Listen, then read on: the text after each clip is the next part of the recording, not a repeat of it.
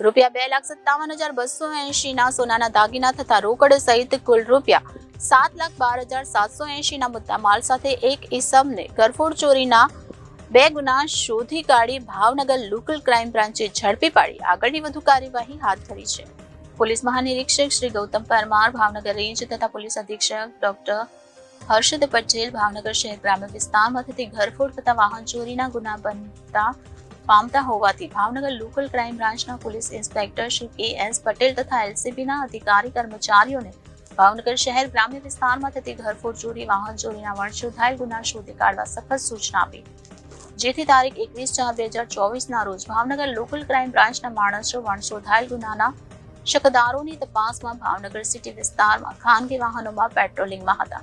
તે દરમિયાન બાતમી રાહે હકીકત મળી કે અગાઉ ઘરફોડ ચોરીના ગુનામાં પકડાયેલ મુકેશ રાઠોડ, જે રહે મહુવા, જિલ્લો ભાવનગર વાળા, તેમના કબજા ભોગવટાની ગ્રે કલરની મહિન્દ્રા એન્ડ મહિન્દ્રા કંપનીની કેયુવી રજિસ્ટર નંબર GJ07TB0457 માં સોના ચાંદીના દાગીના તથા બીજી વસ્તુ લઈને ભાવનગર વિદ્યાનગર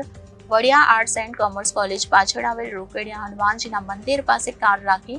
ઉભા છે, જે સોના ચાંદીના દાગીના તથા બીજી ચીજ વસ્તુ ક્યાંકથી ચોરી કરી લાવ્યા હોવાની શંકા છે. જે બાતમીના આધારે બાતમીવાળી જગ્યાએ